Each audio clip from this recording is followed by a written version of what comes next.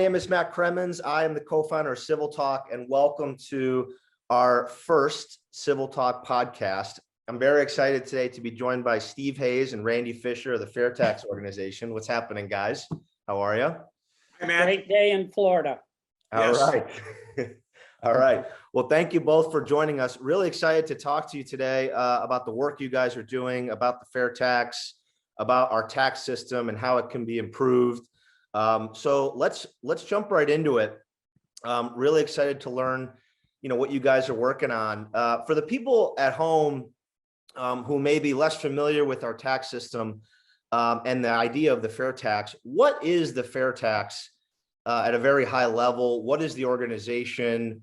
And give me some background on it. When was it created? And tell me a little bit about it. Well, thank you, Matt, for inviting us. And let me start with what is the FAIRtax. The FAIRtax is a tax replacement plan in Congress that replaces both personal and corporate income taxes, along with the payroll tax, and that's very important, and all other taxes that appear on your Form 1040, with a simple national retail sales tax on new retail goods and services.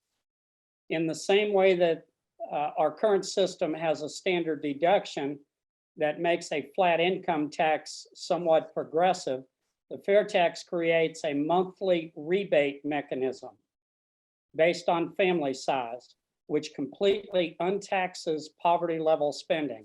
So the first time since the late 1940s, you'll actually be able to feed yourself and your family first without feeding the federal government. The IRS would be replaced with a small department that would only audit the 50 states' sales tax agencies. Those state agencies would audit retail businesses, which would be paid to collect the FAIRtax, but nobody would audit individual consumers. Better yet, there would be a massive influx of jobs as foreign manufacturers would rush to build plants in the only major country without an income tax. The FAIRtax would tax the underground economy. It would tax foreign visitors who happen to be here spending, and it would tax the undocumented. No forms, no IRS, no tax on savings, no tax lobbyists, more jobs, no pass-through business taxes would mean not only would businesses flourish, but more importantly, the tax load would be spread among many, many, many more taxpayers. So everyone pays something and everyone pays less. And that's pretty much the FAIRtax.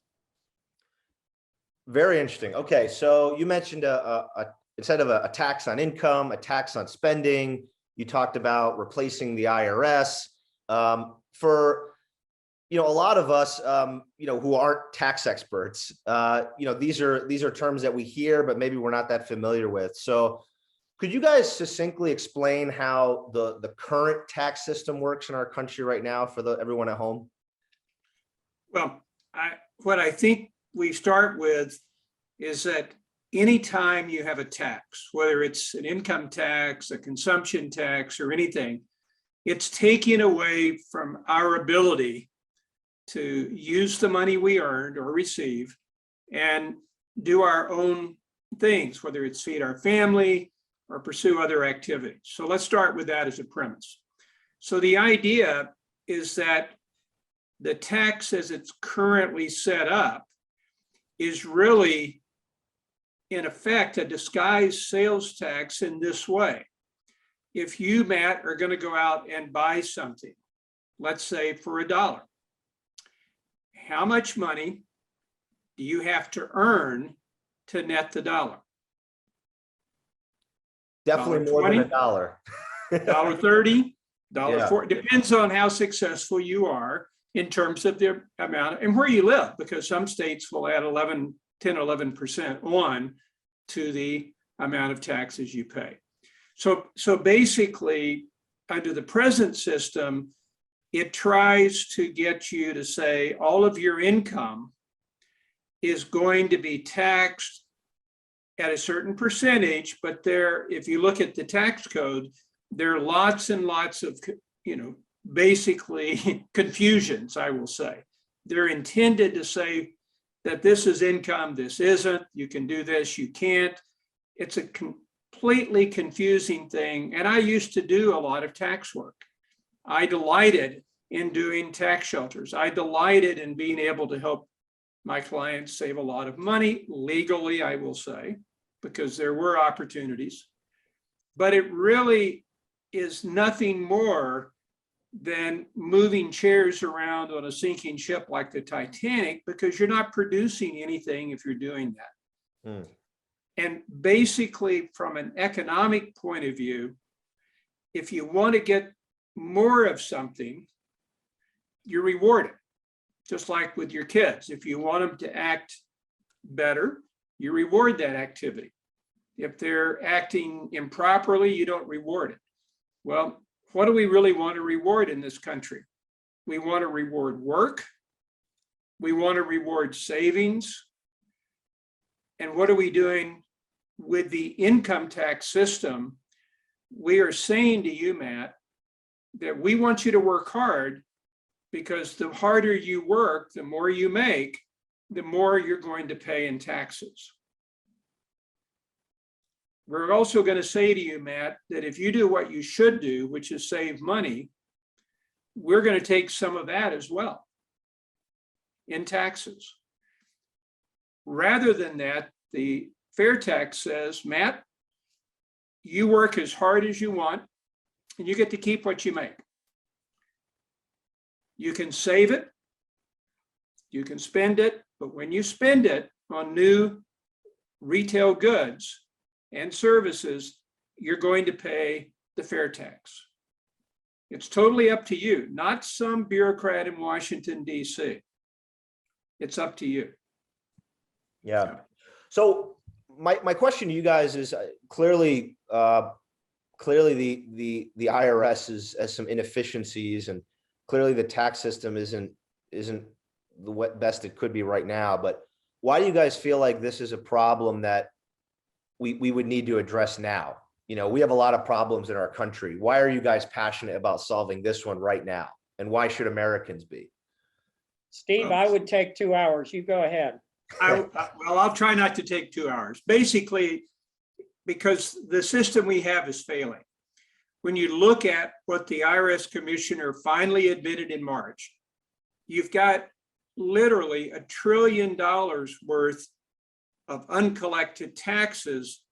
90+% of that, or 95% of that, is not illegal. It's actually otherwise legal taxpayers, legal income that people have chosen not to pay. And they've justified it, Matt, because you could be making the same money as the person that lives next to you, but because he's part of a favored group, you're paying 20, 30, 40% more in income tax than he is. It's very disproportionate. And it's really a sign that people are starting to get fed up. You've got states right now that have been sort of ignoring the problem. You've got 25 states that have taken action to reduce their state income tax. The reason is not because they want to, but because in order to compete with the increasing number of states that are getting rid of the income tax, they've had to, because that's how they attract business.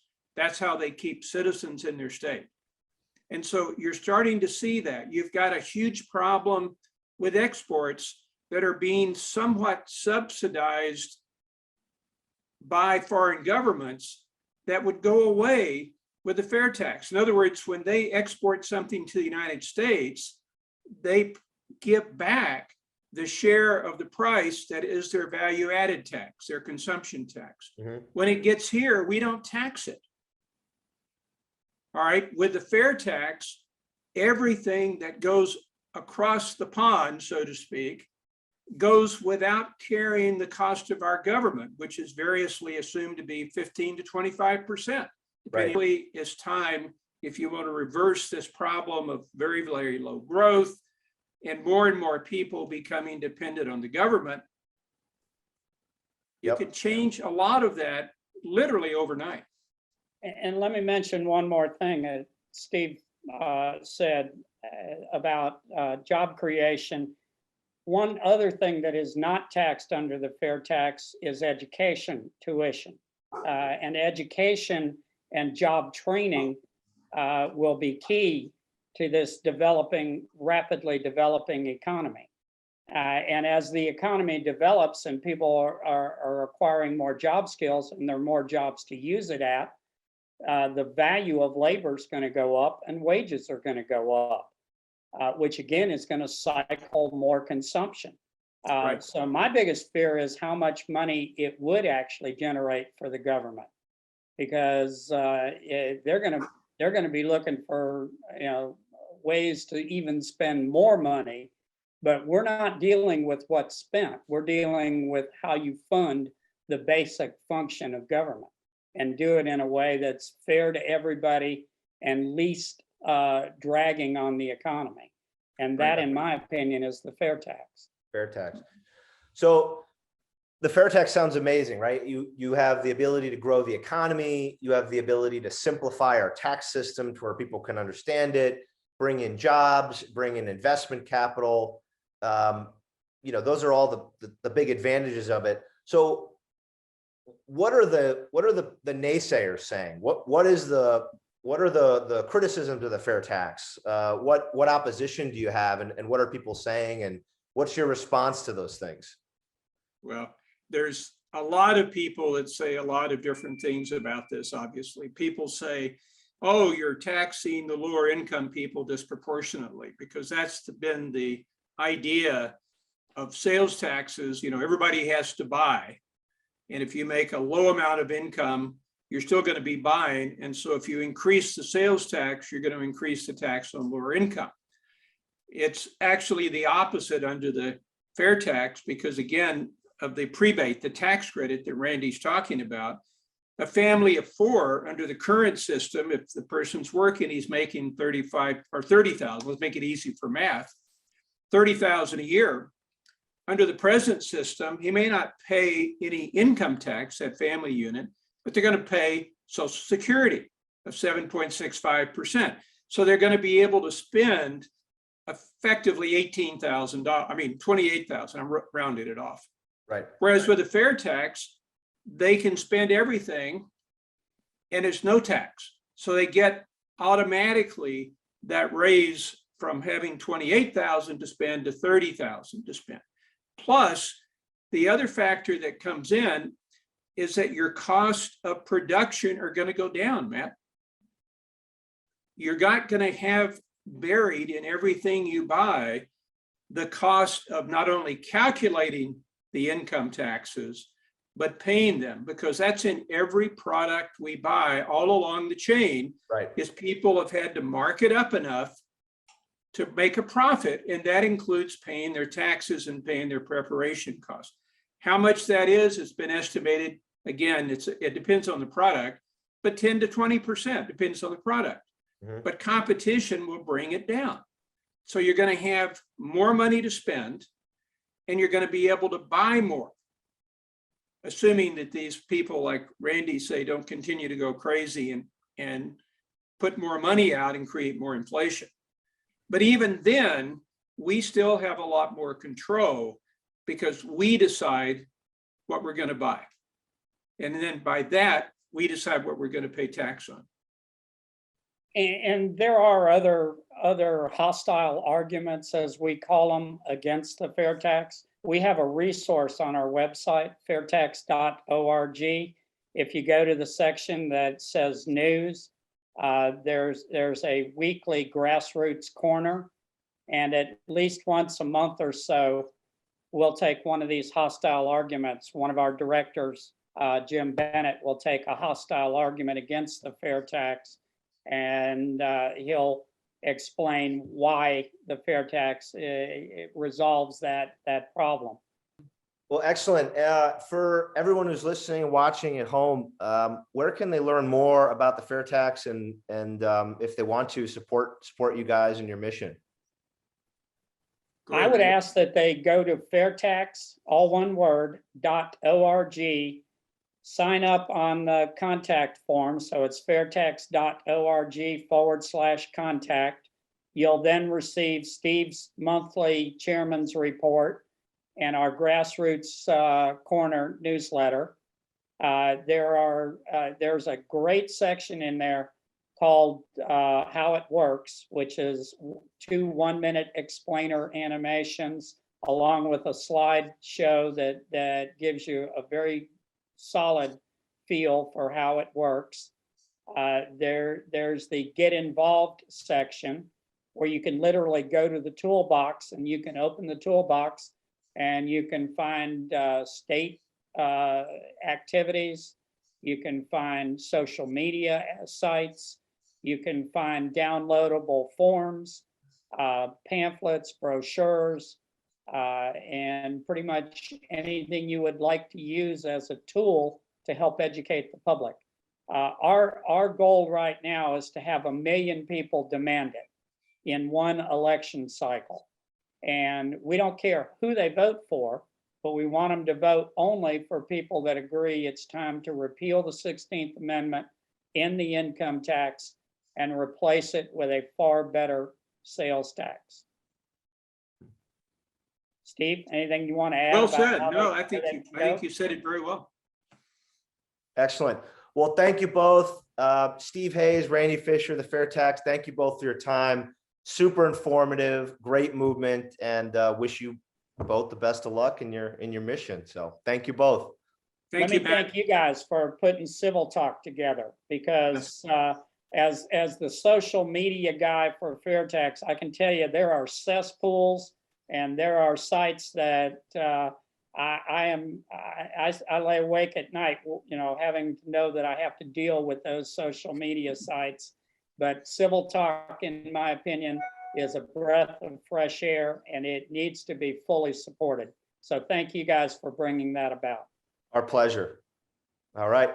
Thanks, guys. Okay, thank you. Matt. Matt Cremins, co-founder of CivilTalk on the CivilTalk podcast. Take care, guys. Okay, bye-bye.